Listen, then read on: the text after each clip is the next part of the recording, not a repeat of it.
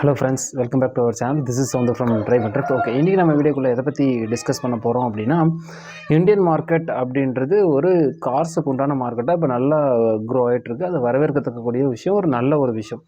இப்போ ஒரு 10 வருஷத்துக்கு முன்னாடி பார்த்தோம் அப்படின்னா, ஒரு கார் வாங்கணும்னு ஆசைப்பட்றோம் அப்படின்னா, நம்மக்கிட்ட மணி இருந்தால் போது ஈஸியாக போய் என்ன பண்ணிடலாம், நமக்கு பிடிச்ச கார் ஈஸியாக பிக் பண்ணி எடுத்துகிட்டு வந்துடலாம். பட் இப்போ என்ன அதில் பிரச்சனை அப்படின்னா, அப்போது என்ன அப்படின்னா ஒரு 4 கம்பெனி பிராண்டு இருக்கும். ஃபார் எக்ஸாம்பிள் இப்போ ஒரு மாருதி இருக்கும், ஹுண்டா இருக்கும், டாட்டா, மகேந்திரா, அப்புறம் ஒரு சில பிராண்ட்ஸ் இருக்கும். எல்லாத்துட்டையும் கார்ஸ் ரொம்ப கம்மியான கார்ஸ் வச்சுருந்தாங்க. அதிகமான ஒரு சிரமம் இல்லாமல் ஈஸியாக பிக் பண்ணுற மாதிரி இருந்தது.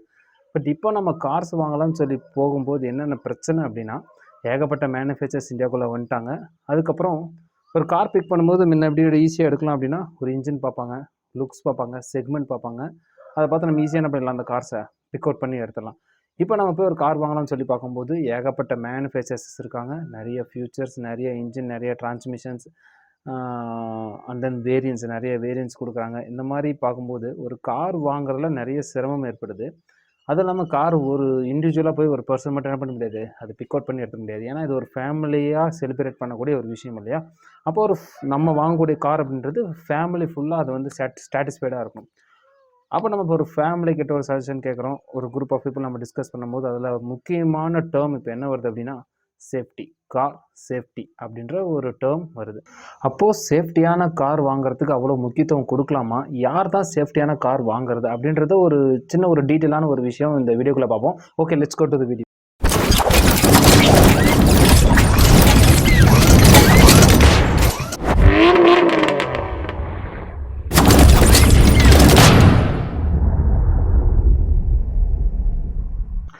அப்போது கார் சேஃப்டி, இப்போ இந்த கார் சேஃப்டி அப்படின்றது யார் கொடுக்குறாங்க அப்படின்னா, இந்த ஸ்டார் ரேட்டிங் அப்படின்ற ஒரு விஷயம். இந்த ஸ்டார் ரேட்டிங் யார் ப்ரொவைட் பண்ணுறாங்க அப்படின்னா, யூகேல குளோபல் NCAP அப்படின்ற ஒரு ப்ரைவேட் ஆர்கனைசேஷன். அப்போ NCAP அப்படின்னா new car assessment programme, new car assessment programme அப்படின்ற ஒரு விஷயம். இது உலக நாடு ஃபுல்லாக வச்சுருக்காங்க. அது குளோபலாக ஆர்கனைஸ் பண்ணுறாங்க. அது பேர் குளோபல் NCAPன்னு சொல்கிறோம். இது முழுக்க ப்ரைவேட் மட்டும்தான். இதில் எந்த ஒரு கவர்மெண்ட் இன்வால்வ்டும் இதில் கிடையாது. இப்போ நான் ஒரு கார் மேனுஃபேக்சரர், எனக்கு அந்த குளோபல் NCAP அப்படின்றவங்க எனக்கு ஸ்டார் ரேட்டிங் கொடுக்கணும் அப்படின்னு நினச்சேன், விருப்பப்பட்டேன் அப்படின்னா, அப்போ நான் யாருக்கு இன்ஃபார்ம் பண்ணணும், குளோபல் NCAP இன்ஃபார்ம் பண்ணணும். அவங்க ரேண்டமாக ஒரு நாள் வந்து ரேண்டமாக நம்மக்கிட்ட இருக்க ஒரு கார்ஸை பிக் பண்ணி எடுத்துகிட்டு போயிட்டு அவங்க டெஸ்ட் பண்ணி டைரெக்டாக பப்ளிஷ் தான் பண்ண நாங்கள் மேனுஃபேக்சர்கிட்ட எந்த ஒரு இன்ஃபர்மேஷனும் கொடுக்க மாட்டாங்க. இது ஒரு நம்பகத்தன்மையான ஒரு ஆர்கனைசேஷன், ஒரு ப்ராமிசிங்காக இருக்கக்கூடிய ஒரு விஷயம்.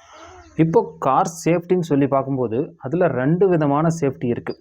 2 விதமான சேஃப்டி அப்படின்னு சொல்லி பார்த்தோம்னா, active safety, passive safety. Active safety அப்படின்னா, ஒரு காரில் நம்ம ட்ராவல் பண்ணிகிட்ருக்கோம், ஒரு இடையில ஒரு பிரச்சனை அப்படின்னா, அந்த பிரச்சனையை போய் இடிக்காமல் நம்ம வண்டியை ஆக்சிடென்ட்லேருந்து ப்ரிவெண்ட் பண்ணுது இல்லையா, அதுக்கு பேர் என்னென்னா active safety. To prevent the accident, அந்த கிராஷ்லேருந்து நம்மளை ப்ரிவெண்ட் பண்ணி சேஃபாக காப்பாற்ற பேர் ஆக்டிவ் சேஃப்டி. இதே பேசிவ் சேஃப்டி அப்படின்னு சொல்லி பார்த்தோம் அப்படின்னா, வண்டி இடிச்சதுக்கப்புறம் உள்ள இருக்கிற பேசஞ்சர் எந்த அளவுக்கு சேஃப்டியாக காப்பாற்றுறோம் அப்படின்றது பேர் என்ன சொல்கிறோம்னா பேசிவ் சேஃப்டி அப்படின்னு சொல்லி சொல்கிறோம்.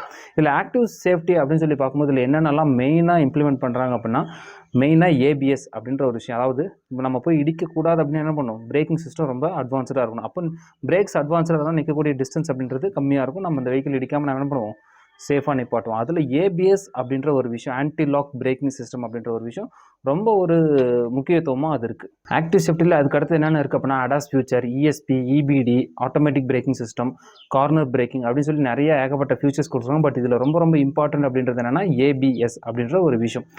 அதுக்கடுத்து பேசிவ் சேஃப்டி. பேசிவ் சேஃப்டி அப்படின்னு சொல்லி பார்க்கும்போது என்ன அப்படின்னா, அதில் முக்கியமாக 3 பார்ட் இருக்குது. ஃபஸ்ட்டு பார்ட் என்ன அப்படின்னா ஏர் பேக், 2வது சீட் பெல்ட், 3வது அப்படின்னா crumble zone. crumble zone அப்படின்னு சொல்லி பார்க்கும்போது என்ன அப்படின்னா, வண்டி போய் கிராஷ் ஆகிடுச்சு அப்படின்னா அந்த இடத்துல ஒரு அப்சர்வர் மாதிரி இருக்கும். முன்னாடி இருக்கக்கூடிய போர்ஷன் அப்படியே நொறுங்கி அந்த ஷாக்கை அப்படியே அப்சர்வ் பண்ணணும். ஃபார் எக்ஸாம்பிள் ஒரு ஸ்ப்ரிங்கு மாதிரி அது ஆக்ட் ஆகணும். அப்படி இருக்கும்போது என்ன ஆகுது, அந்த ஷாக்கு உள்ளகிற பேசஞ்சர் கேபினுக்கு வராமல் அது சுருங்கி அந்த ஷாக் அது அப்சர்வ் பண்ணி சம் ஸ்பீடை லெஸ் பண்ணி உள்ள அனுப்புறது அந்த crumble zone சொல்லக்கூடிய விஷயம். ஓகே, அதை பற்றி டீட்டெயிலாக ஒரு வீடியோவில் நம்ம டிஸ்கஸ் பண்ணுவோம். இப்போ ஒரு கார் மேனுஃபேக்சரர் இந்தியாவில் கொண்டு வந்து ஒரு காரை சேல் பண்ணணும். ஃபார் இந்தியன் மேனுஃபேக்சராக இருக்கலாம், இல்லை ஃபாரின் மேனுஃபேக்சர் யாராக வேணாலும் இருக்கலாம். ஒரு காரை கொண்டு வந்து இந்தியாவில் சேல் பண்ணணும் அப்படின்னா இந்தியாவில் ஃபஸ்ட்டு அப்ரூவல் வாங்கணும். இந்தியாவில் அப்ரூவல் வாங்கும்போது அந்த ப்ராடக்ட்டை இந்தியன் கவர்மெண்ட் ஏஜென்சிஸ் என்ன பண்ணுவாங்க, டெஸ்ட் பண்ண. கவர்மெண்ட் ஏஜென்சினா ஐகேட், கார்க்கு, ARA அவங்க எல்லாம் வந்து கவர்மெண்ட் ஏஜென்சி, கவர்மெண்ட்லால் இருக்கக்கூடிய ஒரு ஆர்கனைசேஷன். அவங்க அந்த ப்ராடக்டை டெஸ்ட் பண்ணி ஓகே இந்த கார் இந்தியன் ரோட் கண்டிஷன் ஓட்டுறதுக்கு எலிஜிபிளாக இருக்குது அப்படின்னு டெஸ்ட் பண்ணி அப்ரூவல் கொடுக்குற காரை மட்டும்தான் என்ன பண்ண முடியும், இந்தியன் மார்க்கெட்டில் நம்ம இந்தியாவில் சேல் பண்ண முடியும். நம்ம இந்தியன் கவர்மெண்ட் ஏஜென்சிஸ் என்ன சொல்கிறாங்க அப்படின்னா, இந்தியாவில் எந்த ஒரு காரை நீங்கள் மேனுஃபேக்சர் பண்ணி சேல் பண்ணணும் அப்படின்னு நினச்சாலும் 2 விஷயம் கண்டிப்பாக இருக்கணும். ஒன்று ஏபிஎஸ் அப்படின்ற ஒரு விஷயம், 2வது ஃப்ரண்ட்டில் இருக்கக்கூடிய 2 சீட்டுக்கும் ஏர் பேக் அப்படின்றது கம்பல்சரி இருக்கணும் அப்படின்றது இந்தியன் கவர்மெண்ட்டினுடைய ரூல். அப்போது இந்தியன் மார்க்கெட்டில் நீங்கள் எந்த ஒரு காரை போய் பிக் பண்ணி எடுத்தாலும் அதில் 2 விஷயம் அப்படின்றது டிஃபால்ட்டாக இருக்கக்கூடிய ஒரு முக்கியமான சேஃப்டியில் இருக்கக்கூடிய 2 பார்ட்டும் இருக்குது. அப்போது இந்த ஸ்டார் ரேட்டிங் அப்படின்றது ஒரு யூஸருக்கு ஒரு கன்ஃபியூஸை ஏற்படுத்துது. இப்போது அதிக ஸ்டார் இருக்கிற ரேட்டிங் இருக்கிற கார் வாங்குறதா, கம்மியான ஸ்டார் ரேட்டிங் இருக்கக்கூடிய கார் வாங்குறதா?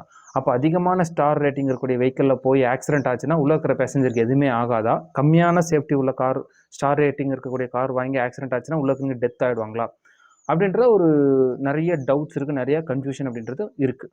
இப்போது அதிக ஸ்டார் ரேட்டிங் உள்ள காரை பற்றி பார்ப்போம். இப்போ அதிக ஸ்டார் ரேட்டிங் உள்ள கார்ஸ் அப்படின்னு சொல்லி பார்க்கும்போது அதில் சேஃப்டி ஃபியூச்சர்ஸ்னு சொல்லி நிறைய விஷயம் கொடுத்துருப்பாங்க. அதே மாதிரி வண்டியினுடைய பில்ட் குவாலிட்டி அப்படின்றது நல்லா பெட்டராகவே இருக்கும். அதனுடைய வண்டியினுடைய கர்வ் வெயிட் அப்படின்ற வண்டியினுடைய வெயிட் அப்படின்னு சொல்லி பார்க்கும்போது ஒரு கொஞ்சம் ஹையராகவே கொடுத்துருப்பாங்க. இப்போ கம்மியான கார் ஸ்டார் ரேட்டிங் வாங்கியிருக்கக்கூடிய கார்னு சொல்லி பார்க்கும்போது என்ன அப்படின்னா அதில் சேஃப்டி ஃபியூச்சர்ஸ்ன்றது கொஞ்சம் கம்மியாக இருக்கும். அதனுடைய பில்ட் குவாலிட்டி அப்படின்றது கொஞ்சம் அதை கம்பேர் பண்ணும்போது லிட்டில் பிட் கம்மியாக இருக்கும். வெயிட் அப்படின்றது அதை கம்பேர் பண்ணும்போது ஒரு 50 kg 100 kg கம்மியாகவே கொடுத்துருப்பாங்க.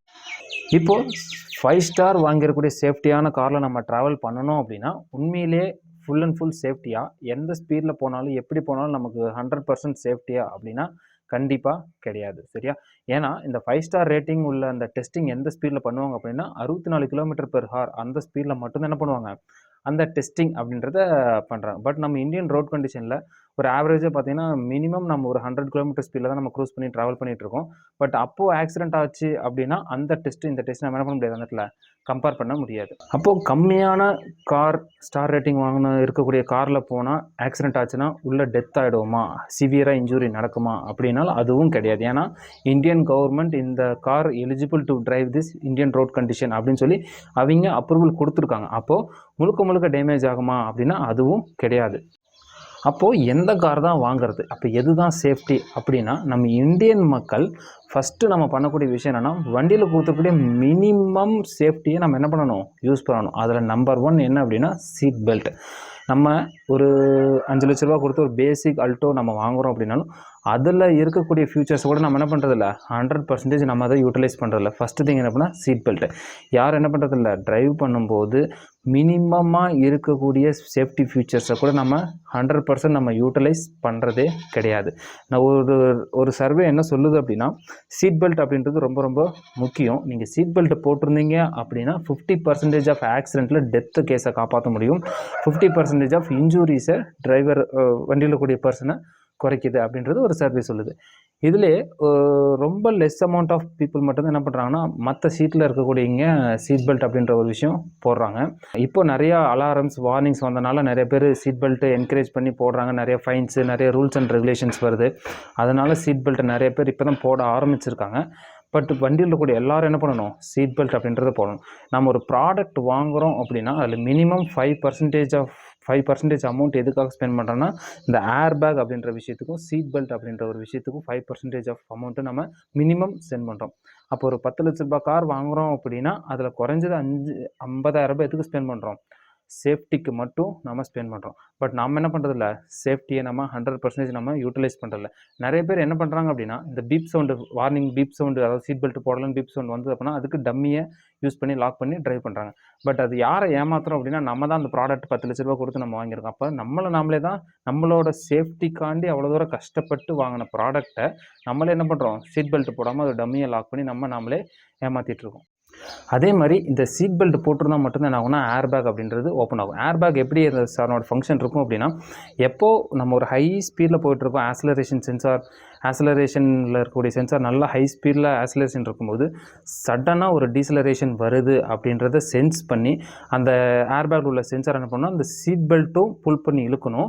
சீட் பெல்ட்டு ஃபாஸ்ட்டாகவும் மூவ் ஆகுது, சடனாக வண்டி டீசலரேஷன் ஆகுது. இது ரெண்டையும் மேட்ச் பண்ணி என்ன ஆகும்னா ஏர் பேக் அப்படின்றது ஓப்பன் ஆகும். சில டைம் என்ன ஆகும் அப்படின்னா நம்ம போய் இடிச்சிருப்போம், ஆனால் ரொம்ப ஸ்லோ ஸ்பீடில் போய் இடிச்சிருப்போம். அப்போ என்ன ஆகுது, ஏர் பேக் அப்படின்றது ஓப்பன் ஆகுது. ஏன்னா வண்டியினுடைய ஸ்பீட் அந்த டீசலரேஷன் அப்படின்றது ரொம்ப கம்மியான ஒரு விஷயம் இருக்கனால என்ன ஆகுது, ஏர் பேக் ஓப்பன் ஆகுது. சில பேர் சீட் பெல்ட் போட்டிருக்க மாட்டாங்க, அதனால என்ன ஆகாது, ஏர் பேக் அப்படின்றது போகுது. ஏன் அப்படின்னா இந்த இடத்துல என்ன இல்லை, சீட் பெல்ட் அந்த ரோப்பை புல் பண்ணி இல்லாதனால அந்த சென்சார் அந்த இடத்துல ஓகே இந்த இடத்துல பர்சன் இல்லை அப்படின்ற மாதிரி அது திங்க் பண்ணி என்ன ஆகிடும், அந்த இடத்துல ஏர் பேக் அப்படின்றது ஓப்பன் பண்ணுது. அப்போ ஏர் பேக் ஓப்பன் ஆகணும் அப்படின்னா கண்டிப்பாக என்ன பண்ணியிருக்கணும், சீட் பெல்ட் அப்படின்றது போட்டுருக்கணும். இந்த 2 சேஃப்டியும் நம்ம மினிமம் ஃபஸ்ட்டு யூட்டிலைஸ் பண்ணணும். இந்த மினிமம் நம்ம இதை யூட்டிலைஸ் பண்ணினா மட்டும்தான் நம்ம அடுத்த லெவலில் இருக்கக்கூடிய சேஃப்டியான கார் வாங்கலாமா வேண்டாமா அப்படின்றதே நம்ம டிஸ்கஸ் பண்ணணும். பட் நம்ம மினிமம் சேஃப்டி யாருமே என்ன பண்ணுறதில்ல, யூஸ் பண்ணுறதில்ல.